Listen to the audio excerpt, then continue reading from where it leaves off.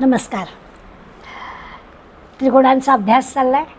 आज आपल्याला जो विषय पाहायचा आहे तर नरदेहामध्ये आलेल्या आपण आयुष्यभर कोणत्या गुणाचा विचार केला आहे, त्याला नरदेह टाकल्यानंतर कुठे जायला लागतं याचा भगवंत खुलासा करणार आहे. 18वा श्लोक आहे. ऊर्ध्वं गच्छन्ति सत्वस्था मध्ये तिष्ठन्ति राजसाः जगन्यगुणवृत्तिस्था अधो गच्छन्ति तामसाः.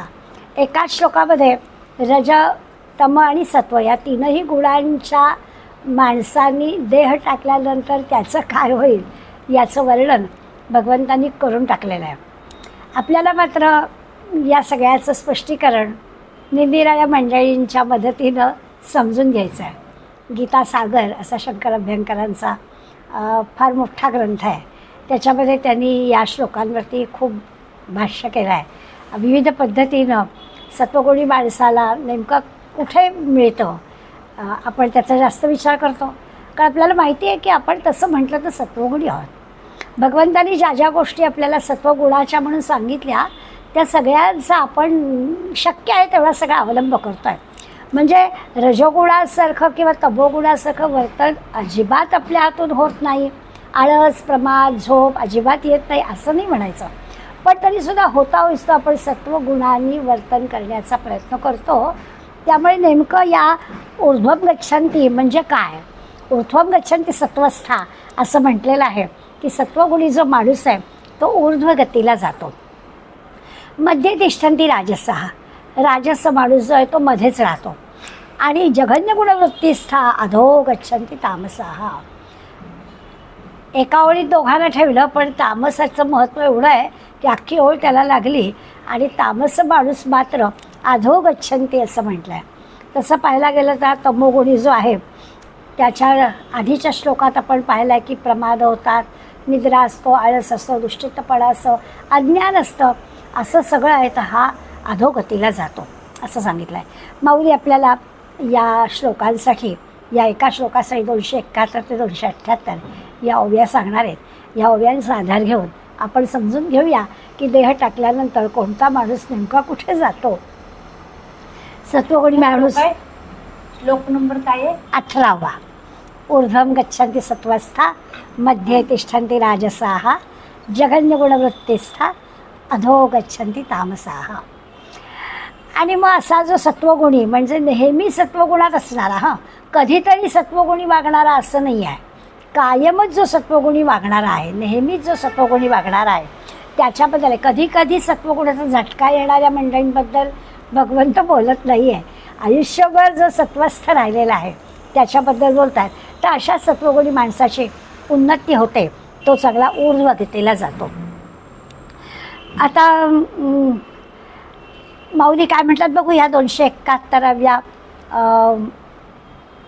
ओवीपासून सुरुवात करू. तैसे सत्वाचेनी नटनाचे असणे जाणे जयाचे ते तनुत्यागी स्वर्गीचे राय होती. माऊली सांगतायत सत्वाचे नटनाचे म्हणजे याचा अर्थ आचरण करणारे.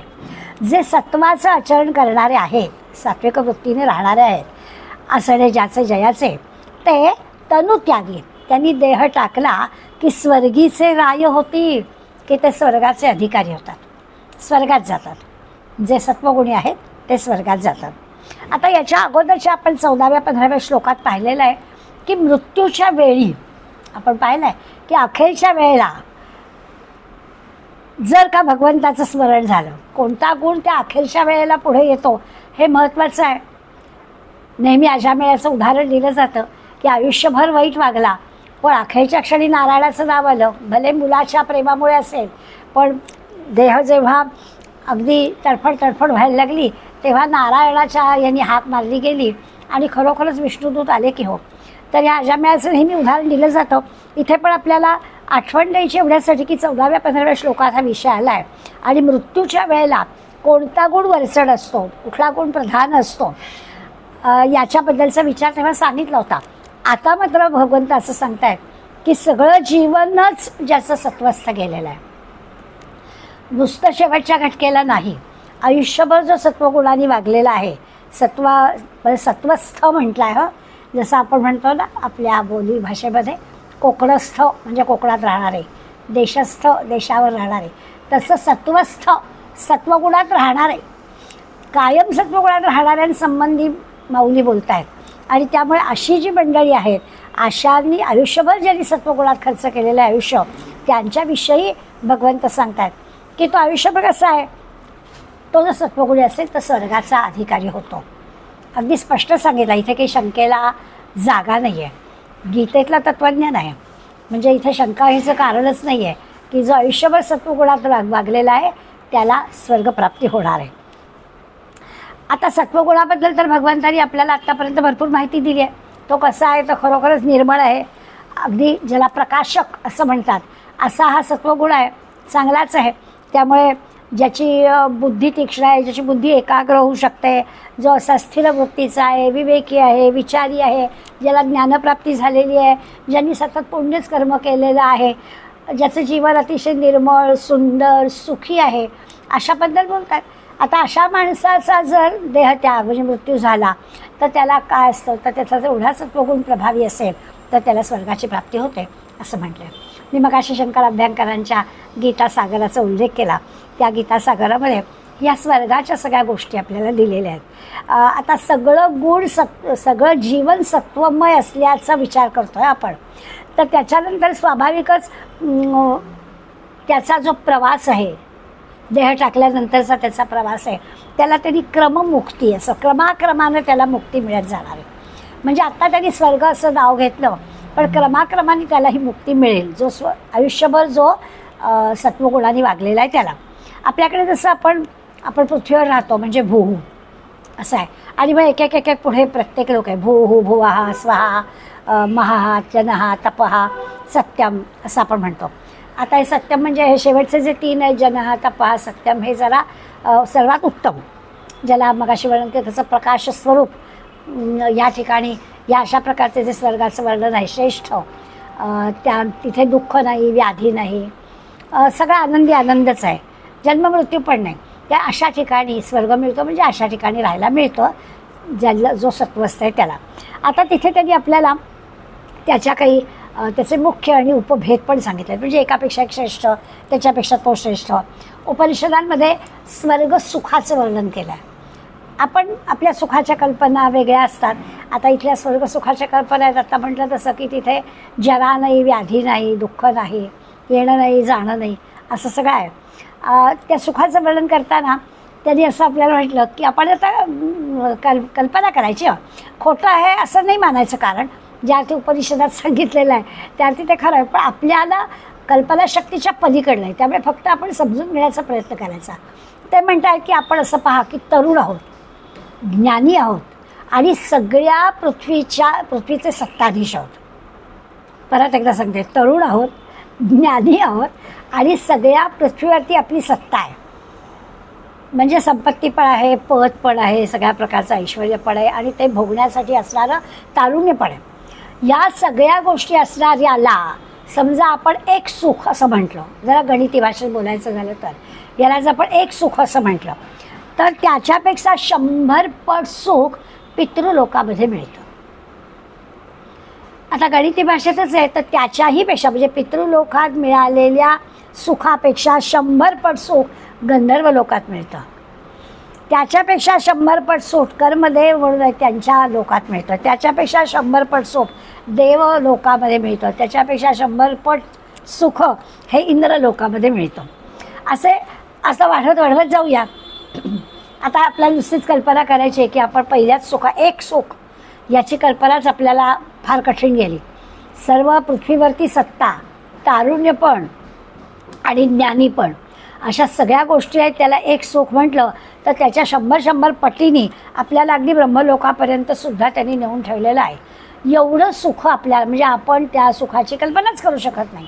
अशा प्रकारचं सुख या स्वर्गांमधून पुढे पुढे, आणि त्याला असं म्हटलं क्रममुक्ती मिळेल, म्हणजे क्रमाक्रमानं एकदा सत्वगुणी माणसाला त्या स्वर्ग सुख प्राप्त झालं की क्रमाक्रमाने वरचा स्वर्ग त्याला मिळत जाणार, आणि अशा प्रकारचं सुख त्याला अनुभवायला मिळणार.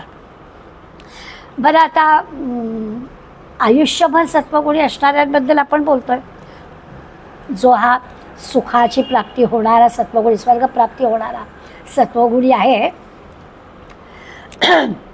यांनी आयुष्यभर सत्वगुणच आचरण केलेलं आहे आणि मग त्याला हे सुख, त्याला हा आनंद मिळणार आहे, बरं वाढत्या मापाने मिळणार आहे.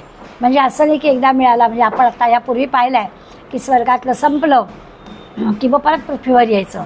आता आपण असा विचार करतो की संपणार नाहीच आहे, आता क्रमप्राप्तीने आणखी पुढे आपल्याला सुखाचा अगदी क्रममुक्ती या मार्गाने जाता येणार आहे, त्यामुळे तो आनंद मिळणार आहे. आता हे थोडं आपल्याला अवघड आहे कळायला अवघड आहे, कल्पना करायला पण अवघड आहे, पण गीता सांगते त्यामुळे ही वस्तुस्थिती असं म्हणायला हरकत नाही. त्याच्यासाठी आपल्याला तयारी कशी करायला हवी मनाची, तर आपण नेहमी अलेक्झांडरचं, सिकंदराचं उदाहरण देतो की अत्यंत पराक्रमी होता, शूर होता. आपण एका सुखाचा विचार केला ना की संबंध पृथ्वीवरती राज्य त्याचं, तरुण आहे आणि ज्ञानी पण आहे. तर अलेक्झांडरबद्दल आपण असं म्हणूया की तो पराक्रमी आहे, अत्यंत शूर आहे, पराक्रमी आहे. स्वाभाविकच त्याला आपल्या देशातल्या, भारतातल्या, हिंदुस्थानामधल्या संतांबद्दल, साधूंबद्दल जर आकर्षण होतं की यांच्याकडे हे जे तपश्चर्या करणारे साधू संत सज्जन असतात यांचं असं काय आहे विशेष, आणि म्हणून तो इथे आलेला होता बघायला.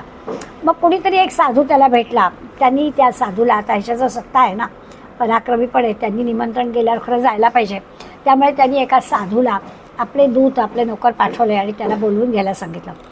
ते दूत गेले, राजाने बोलवलं आहे असं त्याला सांगितलं. कोण राजा म्हणाले, तर जगज्जेता सिकंदर ज्याला म्हणतात, अलेक्झांडर ज्याला म्हणतात, त्यांनी तुम्हाला बोलवलं आहे. जगज्जेता हा साधू म्हणला, मी काय कोणाला, त्यांनी जग सगळं पाहिलं आहे का, कुठलं पाहिलं जग त्यांनी, मी जगज्जेता म्हणजे ईश्वराला मानतो, ज्या ईश्वराने हे जग निर्माण केलं आहे तो जगज्जेता, त्याला मी मानतो. यांनी कुठलं जग पाहिलेलं आहे, माझं काही त्याच्याकडे काही काम नाही आहे, त्या मी काही त्याला भेटायला येणार नाही, असं त्या साधूबुवांनी निरोप पाठवला दूताबरोबर. खरा म्हणजे जगज्जेता सिकंदर अत्यंत पराक्रमी, सत्ताधीश, त्याचा निरोप गेल्यावर लगेच जायला पाहिजे, परंतु हा साधू काही गेला नाही. तो मला जगज्जेता कोण आहे सांगा त्याला, मी काही येत नाही म्हणावं. मग त्या दूतांनी जाऊन सांगितलं अलेक्झांडरला. मग काय अलेक्झांडरचं त्याचं बोलणं, ते दूत त्या परत आले त्यावेळी तुम्हाला आम्ही उचलून देतो, तुम्ही येत नाही तर तुम्हाला घेऊन जातो. तर म्हणे हात तर लावून बघा.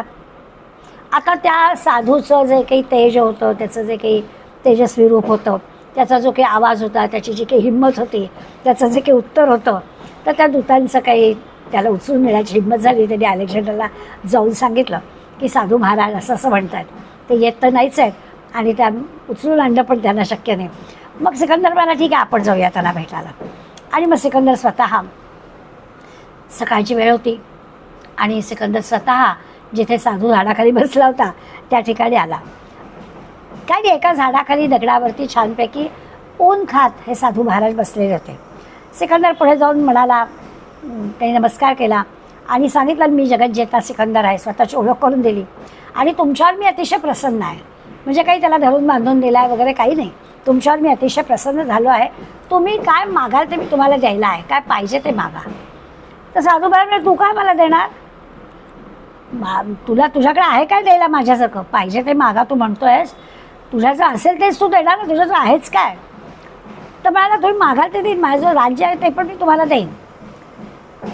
तेव्हा तू आपलं राज्य सोडून कशाला म्हणाला मग हिंडतोय जगभर फिरायला, जिथे काही राज्य आहे तिथे राहायचं, तुला संबंध पृथ्वी पादाक्रांत करायची, सगळी पृथ्वी आपल्या छत्राखाली घ्यायची म्हणून तू वणवण निघतोस, मला काय देणार.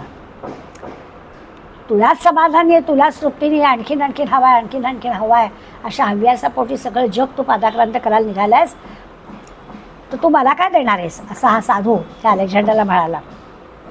तू असं कर, मी उन्हात बसलो आहे, तो सूर्य मला ऊन देतोय, माझ्या आड येतोय बाजूला, असं या साधू बुवांनी त्या अलेक्झांडरला सांगितलं. आता इथे आपल्या लक्षात येईल की ते जगज्जेता वगैरे सगळं जे काही आहे, पद आहे, सत्ता आहे वगैरे, त्याचा या साधूच्या पुढे, म्हणजे साधू ईश्वराची सत्ता मानतोय, त्याला या बाकी काही बांधणी नाही आहे. आता सिकंदराचे जे सुख आहे त्यापेक्षा या ज्या सत्पुरुषाचं जे सुख आहे ते जास्त आहे की नाही. सिकंदराजवळ सगळं ऐश्वर्य आहे, सत्ता आहे, पण त्याच्या सुखापेक्षा सुद्धा हा जो साधू आहे, या साधूजवळ अधिक सुख आहे. कारण तो काय या जगात जे त्या सिकंदराला मानास राहिली त्याची कसली अपेक्षाच नाही आहे. हा म्हणतोय तू काय मागशील ते दे, हा म्हणतो मला काही नको, तू काय देणार. म्हणजे तू देशील त्या गोष्टीत खरं समाधान नाही आहे ह्याची जाणीव त्याला झाली आहे. त्यामुळे तो म्हणतो तू काय मला देणार, मला काही नको आहे. अंतःकरणात ज्याच्या समाधान भरलेलं आहे, अंतःकरणात ज्याचा आनंद भरलेला आहे, अशा माणसाला वस्तूंमध्ये आणि माणसांमध्ये व्यक्तींमध्ये काय मिळतो खरं श्रीमंत आहे. ह्या अलेक्झांडर किती सत्ताधीश असला तरी त्याच्यापेक्षा हा साधू खरा म्हणजे श्रीमंत आहे असं लक्षात आलं. आपल्याला पण सगळ्यांना आता ही साधूची आणि अलेक्झांडरची गोष्ट म्हणून आपण ऐकून घेऊ, पण आपल्याला अनेकदा असं दिसतं किती किती श्रीमंत माणसं असतात, परंतु कितीही श्रीमंत माणूस असला तरी त्याच्यापेक्षा श्रीमंत म्हणजे एखादा खरंच पंजा नसलेला बैरागीसुद्धा त्याच्यापुढे अधिक श्रीमंत वाटेल. कारण त्याचं समाधान जे आहे त्या समाधानामध्ये हे मोजायचं असतं, श्रीमंती मोजायची असते असं त्याचा. तुमच्याजवळ असणाऱ्या सत्तेच्या आणि संपत्तीवरून काही श्रीमंती ठरत नाही, तर मनामध्ये कुठलं समाधान आनंद आहे त्याच्यावरती श्रीमंती ठरते. अशा प्रकारचा विचार आपल्याला या. आणि असा जो आहे सत्वगुणी त्याला ऊर्ध्वं गच्छन्ति, त्याचं सत्कर्म जे आहे त्या सत्कर्मामुळे त्याला वरचं कर्माप्रमाणे वरचे स्वर्ग प्राप्त होतात. सात्विक कर्म नाही केलं तर मध्ये तिष्ठन्ति राजसः. म्हणजे पहिल्या एका ओवीमध्येच माऊलीने आपल्याला सत्वगुणी कसा क्रमाक्रमाने जातो हे सांगून टाकलं. याची परी रजे जीही का जिजे मरीजे तीही मनुष्य होईजे मृत्यूलोकी. आता हा जो राजस आहे ते राजसाबद्दल माऊली सांगतायत की इतिही आयुष्य होईजे मृत्यूलोकी. कशात कोणी झालं की हा याही परी रजे जीही का जिजे मरीजे, म्हणजे जिजे आणि मरीजे जगतात आणि मरतात. कशामध्ये?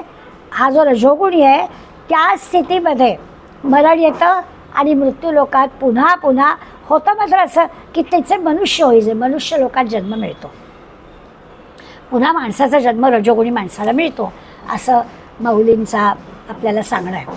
ते इथं सुखदुःखाचे खिचरे जेवीजे एकेची ताटे जे इथं ये मरण वाटे पडिले नुठी. मनुष्य देहामध्ये सुखदुःख मिश्रित भोज असतो. सुखानंतर दुःख, दुःखानंतर सुख असं मनुष्य लोकामध्ये मनुष्य देहामध्ये मिळतं. तर असं जर त्याला मिळतं तेच पुढल्या जन्मी त्याला भोगावं लागतं. या जन्मामध्ये राजस गुणामध्ये असणाऱ्या माणसाला सुखदुःखाचा जो अनुभव येतो तोच अनुभव पुढल्या जन्मामध्ये मनुष्यजन्मच मिळतो आणि तोच सुखदुःखाचा अनुभव येतो.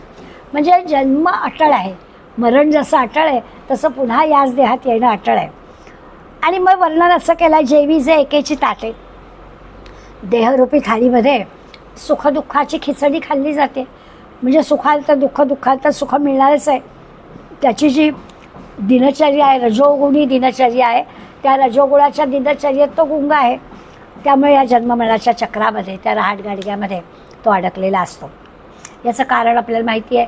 रजोगुणी माणूस त्याची कामना असते, ती कामना पुरी करण्यासाठी आपली इच्छा पुरी व्हावी म्हणून तो कर्म करत असतो. कर्म झालं कामना पुरी झाली की आणखीन इच्छा होते आणि अशा कामना वाढत जाऊन त्याच्या त्या पुन्हा पुन्हा जन्ममरण पुन्हा पुन्हा ये रे माझ्या मागल्या असं त्याला होतं.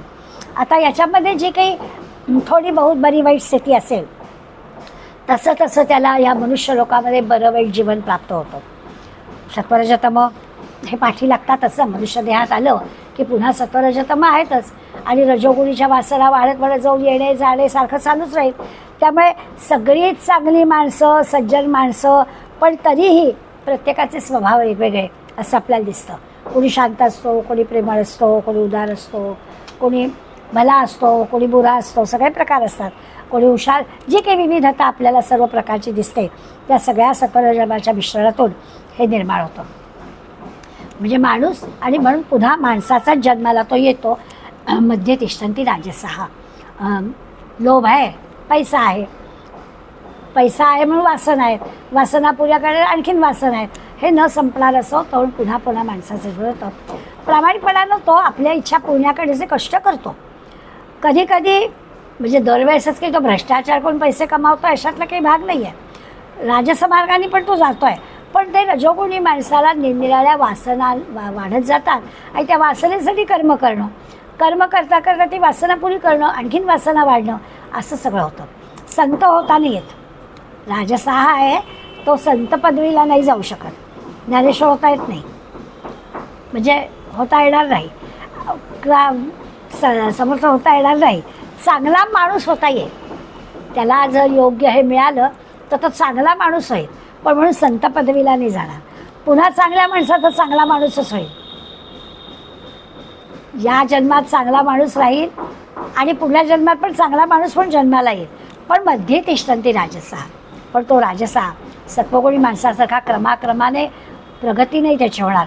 पुढल्या पुण्यलोकात नाही तो जाणार, तर त्याच ठिकाणी मध्यातच राहील. आणि जघन्य गुणवृत्तीस्था अधो गच्छन्ति तामसाः, तामस माणसाचं दिलंच आहे की निकृष्ट प्रतीचा. आता जघन्य याचा अर्थच मुळे अत्यंत नीच, निंद्य, तिरस्करणीय असं वर्तन करणारा, घाणेरडं, अत्यंत किळसवाणं घाणेरडं वर्तन करणारा जो आहे तो तामस आहे. आणि मग त्यामुळे अशा निकृष्ट प्रतीच्या गुणामध्ये ज्याचं वर्तन झालेलं आहे तो अधोगतीला जातो. याचं माऊली वर्णन करतात. आणि तयाची स्थिती तमी, जे वाढोनी निमती भोगक्षमी, ते घेती नकर भूमी मूळपत्र. ते म्हणतात की जो तमोगुण ज्याचा वाढलेला आहे आणि तमोगुण वाढलेला असताना देह टाकला जातो, मृत्यू येतो, त्यावेळेला तो नरकलोकाची मूळपत्र म्हणजे नरकलोकाची सनद घेऊनच जातो. म्हणजे तिथेच त्याला राहावं लागतं. आता खरं तर काय करायला हवं, नरदेह मिळालेला आहे माणसाला, तर माणसाने नरदेह मिळाला आहे तर संत होण्याचा प्रयत्न करायला हवा. कारण ही एक संधी आपल्याला भगवंताने दिलेली आहे.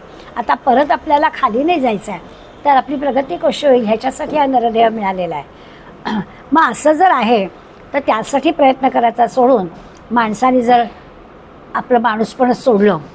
आता असं आहे की निदान का होईना मध्ये तिष्ठन्ति राजसा एवढं तरी करावं, तेही नाही, ती इथेच थांबलो तर मग काय घडेल, तर घसरण्याची शक्यता अशी. आपण पहिल्या याला पाहिलं की तो क्रमाक्रमाने वरती चढतो. मध्ये तिष्ठन्ति राजसा तो तिथेच राहतो, हा तर रसातळाला जातो, तो खाली खाली जातो. आता खाली घसरून नाही आहे असं वाटत असलं तर जरा वरती तरी धरून राहायला पाहिजे ना. वरती धरलं तर खाली घसरणार नाही, पण वरती पण धरलेलं नाही, त्यामुळे खाली घसरलं जातं. वरती धरलं पाहिजे म्हणजे काय, आपल्याला सत्वरज तमचा अभ्यास करताना माहिती आहे की रजोगुण सत्वाकडे जाणारा असला तर चालेल, तसं तमोगुण हा रजोगुणाकडे जाणारा असेल. म्हणजे वरती जर रजोगुणाला धरलं असलं तर निदान खाली खाली घसरणार तरी नाही. पण जर त्यांनी रजोगुणाला पण धरलं नसेल तर तो खाली स्व जाणार. म्हणून रजोगुणातच राहणं एक वेळ परवडलं, कारण मध्येच तरी तो राहील. मध्ये तिष्ठन्ति राजसा असो, त्याची घसरण तरी होणार नाही.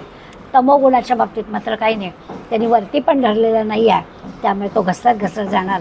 जघन्य म्हटले, जघन्य अत्यंत किळसवाणं, अत्यंत तिरस्कार वाटेल, नीच असं त्याचं वर्तन आहे. अशा वृत्तीचा हा माणूस आहे, त्यामुळे तो खाली खाली जातो. आता तिन्ही आपण गोष्टी पाहिल्या. सात्विक गुणात राहतो तो सत्वस्थ आहे. पुन्हा पुन्हा लक्षात घ्यायचं, अधूनमधून सत्वगुणी नाही. दिवसातला तासभर सकाळी सत्वगुण, बाकी 23 तास काय हवं ते करा असं नाही.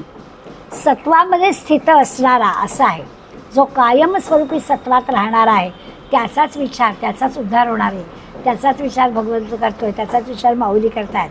जेवढा सत्वगुणाचा जोर अधिक तेवढं क्रमाक्रमाने सत्य लोकापर्यंत तो जाणार आहे. छान आपल्याला सांगतात की जणू काही सत्य लोकाची पण कॉलनी आहे बरं का. स्वर्गात गेल्यानंतर निरनिराळ्या कॉलनी आहेत. मग भक्तांची जी कॉलनी आहे त्याला वैकुंठ लोक म्हणतात. कृष्ण भक्त जे आहेत त्यांची जी कॉलनी आहे त्याला गो लोक म्हणतात. किंवा आणखीन आपल्याला काय, शैव लोकांचे, शंकराचे उपासक आहेत त्यांची जी कॉलनी आहे त्याला कैलास लोक म्हणतात.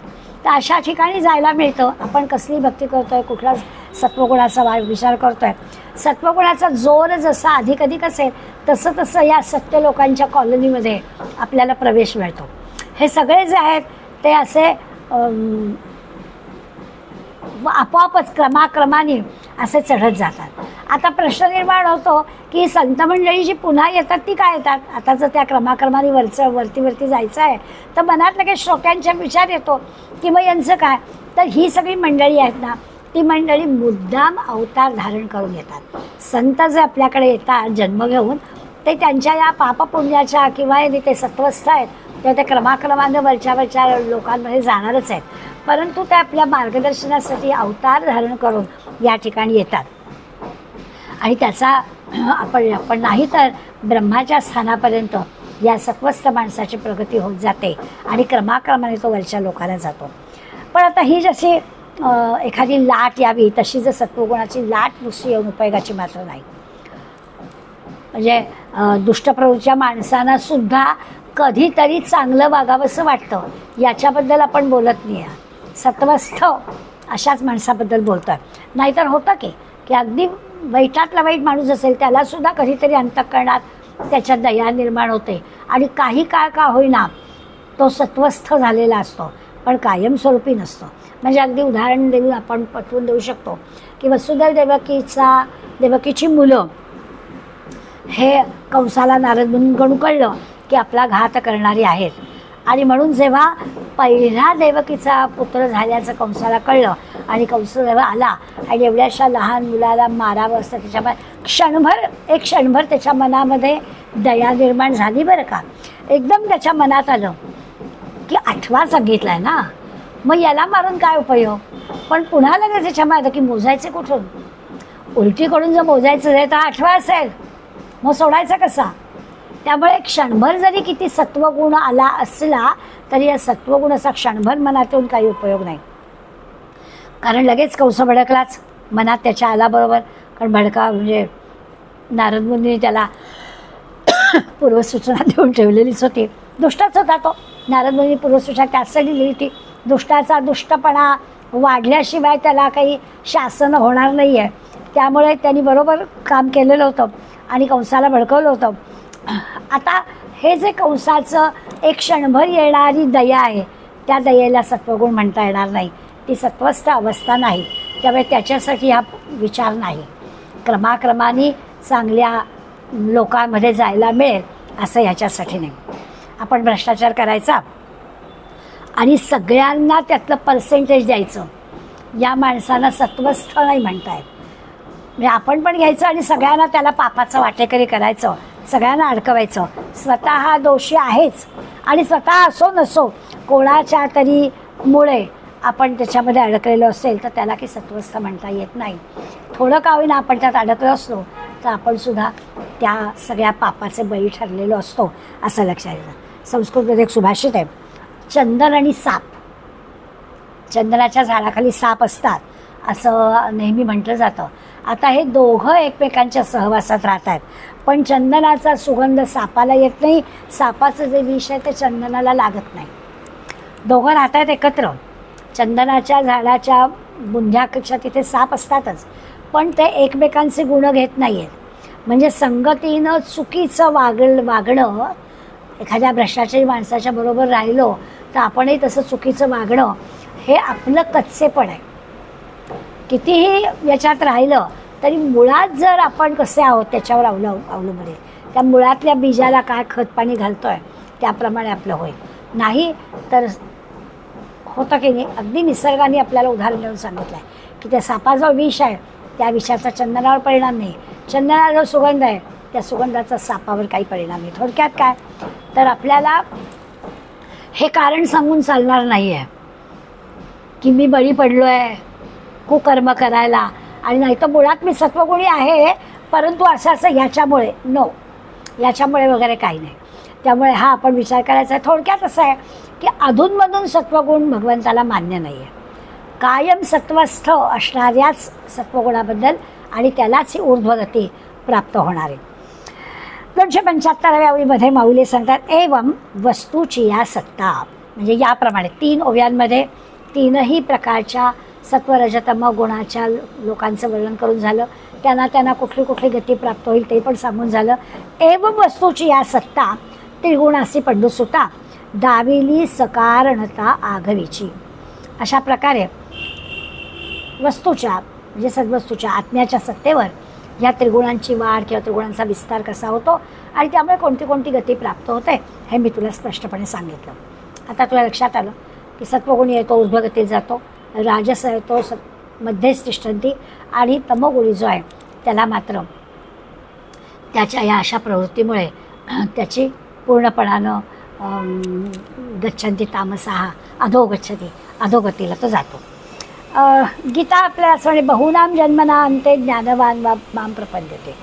गीतेने आपल्याला सांगितलं की पुष्कळ जन्माच्या शेवटी, बहुना जन्मनाम, पुष्कळ जन्माच्या शेवटी दासबाई प्राणी बावीचे उत्तम गती असं म्हटलेलं आहे की शेवटी उत्तम गतीला जातो किंवा बौद्ध सुकृताची जोडी म्हणून विठ्ठले आवडी असं म्हणतात.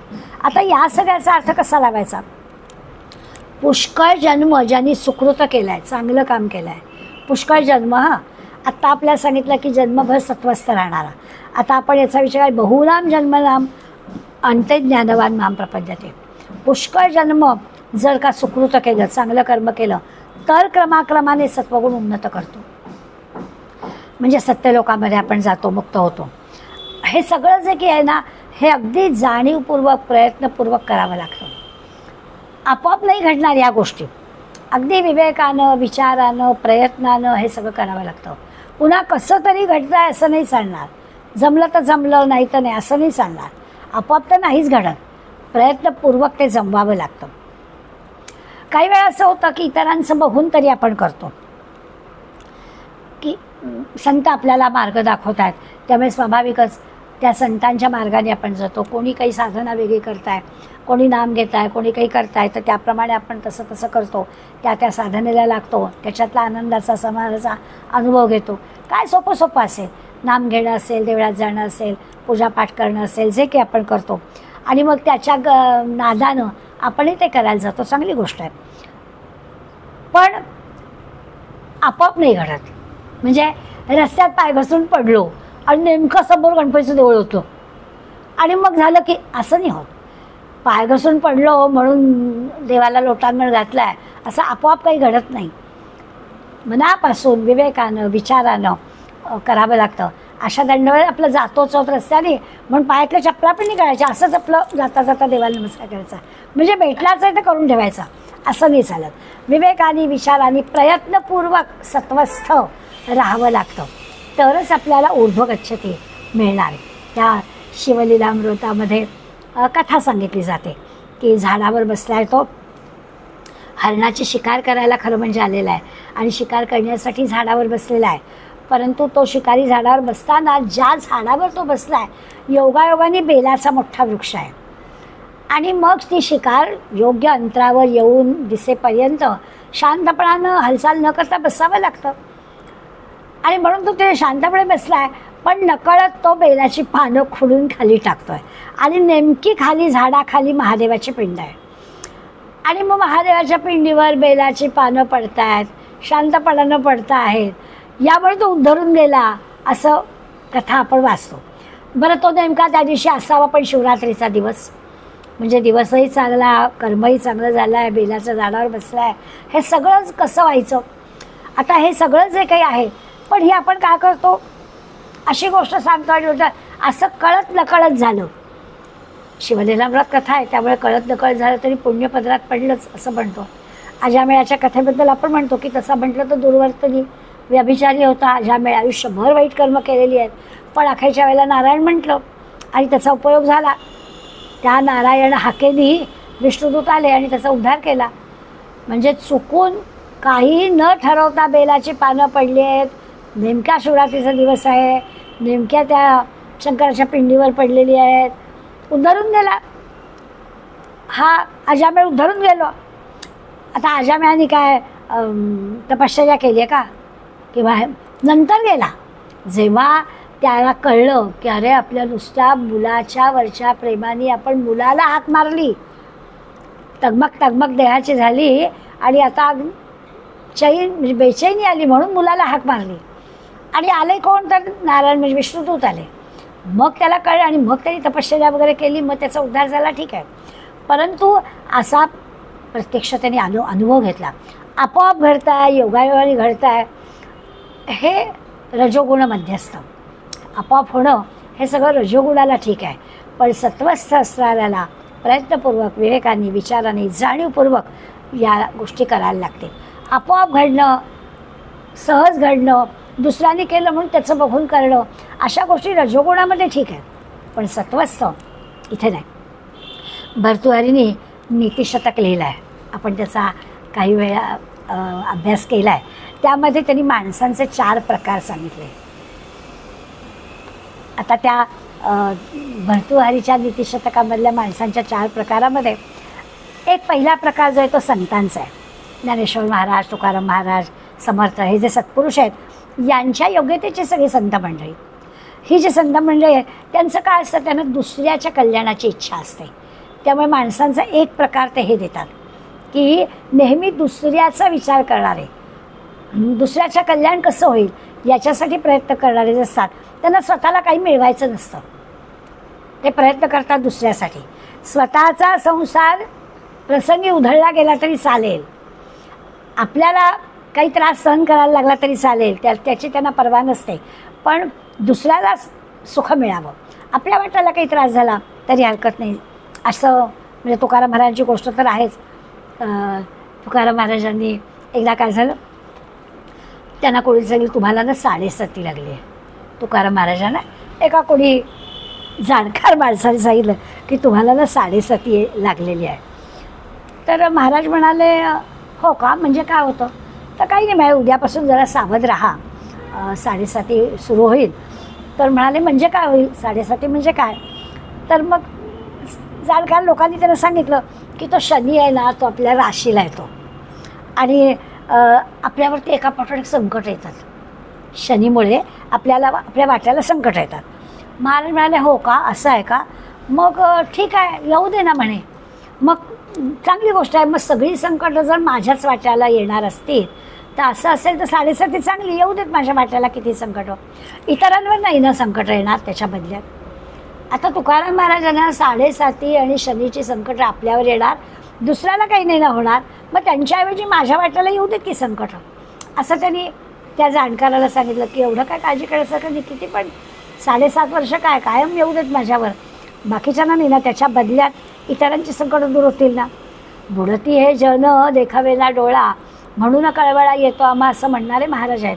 त्यामुळे त्यांचा हा पहिला प्रकार आहे भर्तृहरींनी सांगितलेला की सारखी काय ती दुसऱ्याची चिंता. सर्वेत्र सुखिनः सन्तु सर्वे सन्तु निरामया सर्वे भद्राणि पश्यन्तु मा कश्चित् दुःखं माप्नुयात्. कुणाला दुसऱ्याला दुःख होता कामा नाही, सगळेजण सुखी, सगळेजण आनंदात राहतात. काय आपल्या आशा अपेक्षा वासना वगैरे वगैरे सगळ्या असतात, तर त्या सगळ्यांचं काय येतं, सगळ्यांचं भलं कर. एकच एवढीच आशा ठेवायची, एवढीच वासना की सगळ्यांचं भलं कर. स्वतःचं नुकसान झालं तरी चालेल पण दुसऱ्याचं कल्याण कर. हा प्रकार जो असतो तो ह्या प्रकारची मंडळी असतात. आपण असं धरूया की सर्वसामान्य नाही पण संत मंडळी ही असा. दुसरा प्रकार जो असतो तो दुसऱ्यांचं बरं व्हावं अशी इच्छा असते, पण आपलं पण बरं व्हावं असं असतं. सामान्यपणानं आम्ही असा विचार करतो की आपलं पण बरं, दुसऱ्याचं पण बरं. माझं वाईट होऊन दुसऱ्याचं बरं व्हावं, मला त्रास झाला तरी चालेल पण दुसऱ्याचं भलं व्हावं हे नाही, पण आपलं पण बरं असावं. दुसऱ्या पण बरे खावे, बरे जेवावे, बरे ल्यावे, बरे नेसावे. पुढलं मत आहे दुसऱ्याचे अभिलाषावे तो रजोगुण. दुसऱ्याची इच्छा नाही धरायची, आपल्याला पण मिळावं, दुसऱ्याला पण मिळावं. आपलं पण नुकसान होऊ द्यायचं नाही, दुसऱ्याचं पण होता कामा नये, दुसऱ्याला त्रासही द्यायचा नाही आहे, किंवा स्वतःला तोशीस लागू न देता दुसऱ्याला काय सुख प्राप्त होईल ती आपली द्यायची तयारी असते. हा दुसरा प्रकार आहे की माझं ठीक आहे ना, मग दुसऱ्याला पण आपल्याला मदत करायला हरकत नाही, माझ्या जवळचं काढून नाही देणार कदाचित. अशा प्रकारची दुसरी माणसं असतात. बहुतांशी अशी माणसं बरीच असतात की आपलं पण ठीक, दुसऱ्याचं पण ठीक. आपलं ठीक असताना दुसऱ्याला मदत करायला काहीच हरकत नाही. तिसरा वर्ग जो आहे भर्तृहरींनी सांगितलेला माणसांचा तिसरा प्रकार, तो म्हणतो की हे म्हणजे माणसांमधले राक्षसच. आपलं साधण्यासाठी दुसऱ्याचं ते नुकसान करतात. माझं झालं की झालं, बाकीच्यांचं तिकडे काही का होईना, अशा प्रकारचा विचार करणारी माणसं असतात. हा तिसरा प्रकार म्हणून त्याला भर्तृहरींनी तर माणसांमधलं राक्षसच म्हटलं आहे. आणि चौथा जो प्रकार आहे याला आता नाव काय द्यावं हा प्रश्न आहे, कारण तिसऱ्या प्रकारालाच राक्षस आपण म्हटलं आहे. तर भर्तृहरी याला म्हणतो की याला नाव काय द्यायचं मला कळत नाही आहे. चौथा जो प्रकारची लोकं आहेत त्याला नावं काय द्यायची? ती कशी आहेत तर आपला फायदा काहीच नाही पण दुसऱ्याचं बरं झालेलं पाहवत नाही, असे जे असतात. दुसऱ्याला त्रास आपल्याला झाला तरी चालेल. म्हणजे आपण अनेकदा एक गोष्ट पाहिली आहे की भगवंत प्रसन्न झाला दोघा मित्रांना आणि मला तुम्हाला काय देऊ सांगा. आणि भगवंताने फक्त म्हटलं असं की पहिल्यांदा जो माझ्याकडे मागणार आहे त्याच्या दुप्पट मी दुसऱ्याला देणार आहे. कोणीच पहिल्यांदा मागायला तयार नाही. मी लाखभर रुपये मागितले तर दुसऱ्याला 2 लाख मिळणार ना, मग यालाच आधी मागू दे म्हणजे मला डबल मिळतील. पण थोडा वेळ असा गेला, कोणीच मागे ना. भगवंताची अट इतकी साधी होती, मित्रच जर असेल तर मला माझ्यापेक्षा डबल मिळताना मिळू दे ना त्याला. असे पहिल्या 3 प्रकारातले नव्हतेच, पहिल्या 2 प्रकारातले नव्हतेच ना. त्यामुळे हा चौथा प्रकार असा होता की मला नाही मिळत त्याचं आहे पण दुसऱ्याला मिळू द्यायचं नाही. अशा प्रकारची जी माणसं असतात ती काय करतात ते आपल्याला माहितीच आहे. एक मित्र म्हणाला की ठीक आहे मी आधी मागतो, माझ्या डबल तू त्याला देणार आहेस ना, मी आधी मागतो. आणि म्हणाला मला एका डोळ्याने आंधळ कर, म्हणजे तो दोन्ही डोळ्यांनी आंधळा. ही जी चौथ्या प्रकारची माणसं आहेत ना ती अतिशय नतद्रष्ट ज्याला म्हणतात असे, की त्याला दुसऱ्याचं बरं झालेलं पाहवतच आहे, सारख्या काड्या करायच्या आणि आपलं नुकसान झालं तरी चालेल. अलीकडे या कलियुगामध्ये आणखीन एक 5वा प्रकारसुद्धा निघाला आहे. म्हणजे भरतुळाने 4 सांगितले, आम्ही मंडळी त्याच्यात भर घातली आहे. माझं नुकसान झालं तरी चालेल पण तुझं बरं होऊच देणार नाही, असा जणू काही त्याच्यावरती हेच असतो. काय व्हायचं तेव्हा तुला नाहीच जगू देणार नीटपणाने, असे असतात. त्याला दुष्टांचे राजा किंवा खलेश्वर असं म्हटलेलं आहे.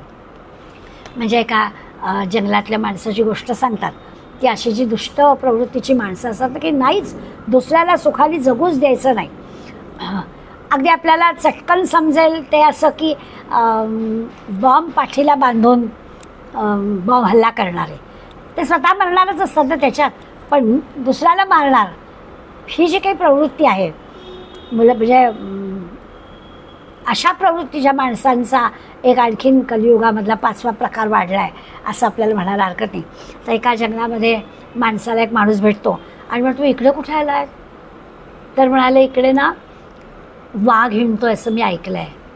तर म्हणाला मग कशाला आला आहे, तो वाघ हल्ला करेल ना तुमच्यावर, वाघ हिंडतो ऐकला आहे तर इथे कशाला आला आहे, शिकारीला आला आहेत का, म्हणजे वाघाची शिकार करायची का तुम्हाला. नाही मला शिकार विकार मला करायची नाही, वाघाने मला खावं म्हणून मी आलो आहे. तो वाघाने मला खावं म्हणून कशाला आलो आहे.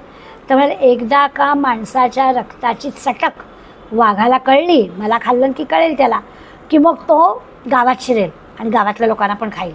आता हा काय आहे, मी तर मरणारच, वाघ मला खाणारच आणि आणखीन गावातल्या लोकांना पण. फार म्हणे गावातले लोक असे झालेत की या वाघाला लागू जरा माणसाच्या रक्ताची चटक, म्हणजे मग तो आता याला काय म्हणायला, काय बहादूरपणा म्हणायचा, काय शहाणपणा म्हणायचा, तर नाही म्हणायचा. मग याला खलेश्वरच, दुष्टातला दुष्ट असंच म्हणायला पाहिजे. आपल्याला आठवत आहे संस्कृत एक धडा होता, एक असा 2 तोंड असणारा प्राणी आणि त्याच्याबद्दलचा एक धडा आपल्याला होता. एका म्हणजे दोन्ही बाजूला, शेपटीच्या बाजूला पण तोंड होतं आणि याच्या बाजूला पण तोंड होतं. आता असं आहे की एका तोंडाला एखादं खाद्य समजा मिळालं तर पोट भरणारच आहे ना, या तोंडाने खा नाही तर या तोंडाने खा, त्यांचं पोट भरणारच असतं. पण एक दिवस असं झालं की एका तोंडाच्या मनात असा विचार आला की मीच खातोय आणि याला काय बरं असं आपोआपच पोट भरतं, याला काही नाही केलं तरी चालेल. आता हा काय करतोय, खातोय की नाही बघायला काही त्याला वळता येत नव्हतं.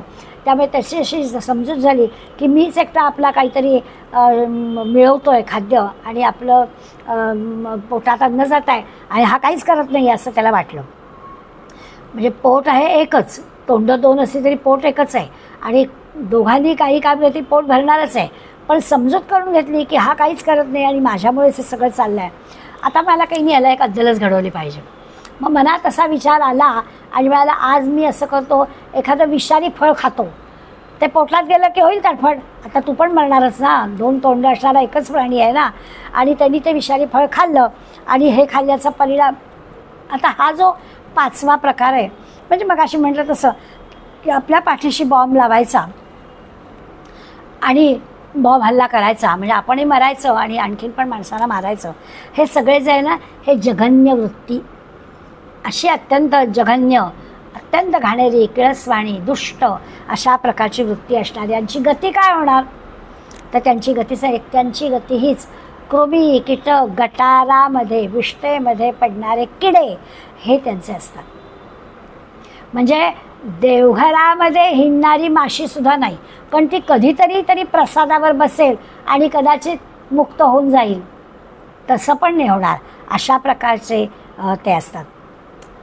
म्हणजे या जघन्य वृत्ती जी आहे त्या वृत्तीने जन्माला येणाराची अधोगती कशी होते त्याचं वर्णन केलं. अधो गच्छन्ति तामसः, ते अत्यंत अधोगतीला जातात.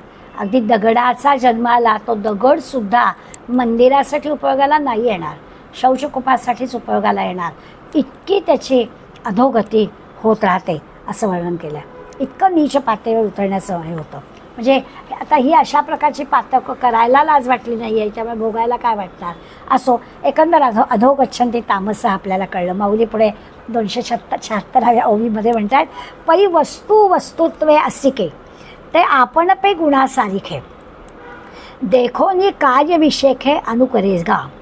ते म्हणतात की आत्मवस्तू ब्रह्मवस्तू आत्मवस्तूच्या स्वरूपात बदल होत नाही. पै वस्तू वस्तुत्वे असिके, असिके म्हणजे संपूर्ण तो बदल न होता ही जी आपण पे गुणा सारिखे देखो नि कार्य विषेखे अनुकरेगा. ते जे त्रिगुणांची एकंदर उपाधी असते ती आपल्याला त्या त्या लक्षणासह ती कार्य करू लागते. ते जे 3 गुण आहेत त्या 3 गुणांची उपाधी लागते आणि त्याप्रमाणे ती लक्षणांप्रमाणे आपण कार्य करतो. म्हणजे आत्मा पूर्णस्वरूपी आहे. त्या आत्मतत्वाचा जर विसर पडतो, त्या विसर पडलं की मग आपण असं या प्रकृतीच्या अधीन होतो आणि अशा प्रकारच्या प्रकृतीच्या सगळ्या ठिकाणी चुकीची कामं होतात. मग जो ज्या गुणाचा जोर असेल त्याप्रमाणे त्याच्याकडून ती कृती घडते आणि मग ह्या अधोगतीला माणूस का जातो तर आत्मवस्तूची विस्मरण होतं. आणि असं विस्मरण झालं, खरा ईश्वर कोण आहे याचं विस्मरण झालं, त्याचं भय नाही, भीती नाही, काहीच नाही, असा जो आहे त्याच्याकडून ही अशी अधोगतीला जाणारी कर्म घडतात. म्हणून ते आपल्याला सांगतात की पै वस्तू वस्तुत्वे असिके ते आपण पे गुणासारिखे देखो नि कार्य विषेखे अनुकरेगा.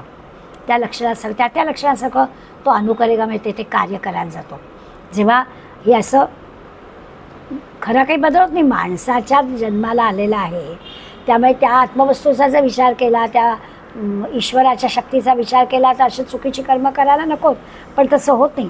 या त्रिगुणांची उपाधी लागते आणि मग त्या गुणांच्यामुळे ती लक्षणं जी काही असतात त्याप्रमाणे ते कार्य करायला लागतात आणि हे असं घडतं. त्या गुणांप्रमाणे त्याच्याकडून काम होतं. जैसे का स्वप्नीचे नि राजे जै परचक्र देखीजे तै हारी जैत होईजे आपणची. मग ते सांगतात की स्वप्न पडलं आणि स्वप्नात राजा झाला. एखादा माणूस स्वप्नात राजा झाला आणि मग स्वप्नात राजा झाल्यावर समजा आपल्यावर परचक्र, जैसे का स्वप्नीचे नि राजे जै परचक्र देखीजे, आणि मग त्यांनी ते परचक्र आपल्यावर आलं असं पाहिलं. म्हणजे दुसऱ्याने कोणीतरी आपल्यावरती हल्ला केला असं आलं. मग आता त्याच्यात जय होईल का पराजय होईल याचा अनुभव तो घेतो. आता हे सगळं स्वप्नात आहे ना. जैसे का स्वप्नीचे नि राजे, स्वप्नातच राजे, पण स्वप्नातच आपल्यावरती हल्ला, स्वप्नातच जय पराजय. आता हे सगळं स्वप्न आहे, ते काही खरं नाही आहे.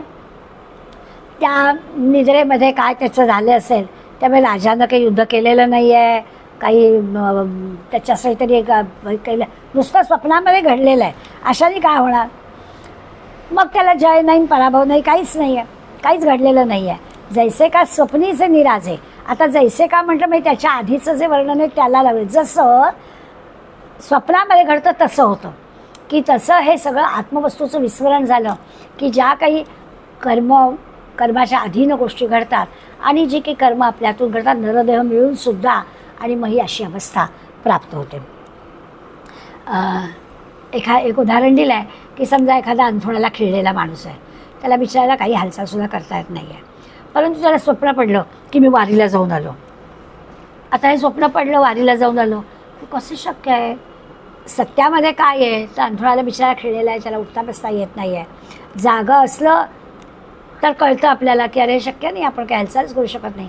पण झोपेमध्ये स्वप्न पडतं आणि झोपेमध्ये आपल्याला या सगळ्या जागेपणीच्या गोष्टीचं विस्मरण होतं आणि त्यामुळे मग जागेपणी असलो तेव्हा आपल्याला बरोबर भान असतं. जे काही खरं आहे ते आपल्याला कळतं. स्वप्नात तसं कळत नाही. तसं आपल्या स्वस्वरूपाचं विस्मरण होतं.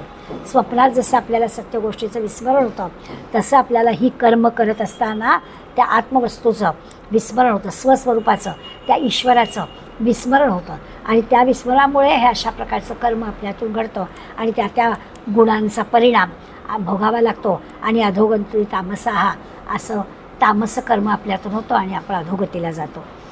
विस्मरण होता का? आत्मवस्तूचं विस्मरण होता कामा नये. आतमध्ये असणाऱ्या ईश्वराच्या अंशाचं विस्मरण होता कामा नये. ते विस्मरण झालं की घसरण झालीच असा त्याचा अर्थ. तैसे मध्योर्ध्व अध हे जे गुणवृत्ती भेद ते दृष्टी वाचून शुद्ध वस्तूची असे. आणि 278व्या ओवीमध्ये माऊली सांगतायत मध्य ऊर्ध्व अध उत्तम मध्यम आणि कनिष्ठ हे जे 3 भेद आहेत हे गुणवृत्ती भेद आहेत. गुणांचे 3 भेद आपल्याला कळले सत्वरजतम तसं उत्तम मध्यम कनिष्ठ. पण हे वृत्ती भेद आहेत आणि हे दृष्टी वाचून शुद्ध वस्तूची असे. आणि मग जर का दृष्टी सोडली म्हणजे ती आत्मवस्तू किंवा ईश्वराचं जे ज्ञान आहे ते जर आपल्या लक्षात आलं नाही, आपल्या दृष्टीला ते झालं नाही, तर मग काय होतं? तर मग असं होतं, मग तो नित्य मुक्त बुद्ध कोण व्हायचं? जर का त्या ईश्वराचं स्मरण राहिलं तर बरोबर त्या ईश्वराला स्मरून आपण विवेकाने कुठलंही कर्म करू. पण त्याचं विस्मरण झालं तर अविवेकाने आपण काहीही करू. म्हणून आत्मवस्तू आहे तशीच जी आहे ती आपल्याला दिसणं, तिचं कधीही विस्मरण होऊ न देणं, तिच्या स्मरणात राहिलो तर मग आपण क्रमाक्रमाने त्या सत्वस्थ हो आणि सत्वस्थ जी क्रमाक्रमाने जी प्रगती आहे ती पण आपलं होईल. माझं चांगलं तुझं चांगलं किंवा चांगलं वाईट पाप पुण्य या ज्या सगळ्या कल्पना आहेत ना त्या आत्मवस्तूच्या संबंधात आहेत. त्याचं विस्मरण झालं की गैर, त्याचं स्मरण राहिलं, त्याच्या स्मरणात राहिलो तर आपलं भलं होईल. अशा प्रकारचा विचार ह्या त्रिगुणांच्या पाशातून मुक्त होण्यासाठी आपल्याला करायचं आहे. नाहीतर हे त्रिगुण बसलेत, कधी आपण कुठल्या प्रसंगी आपल्या मनामध्ये कुठले विचार येतील सत्वरजतम हे सांगता येणार नाही. त्याची एकच खूण आहे की सद्वस्तूचं विस्मरण होता कामा नये.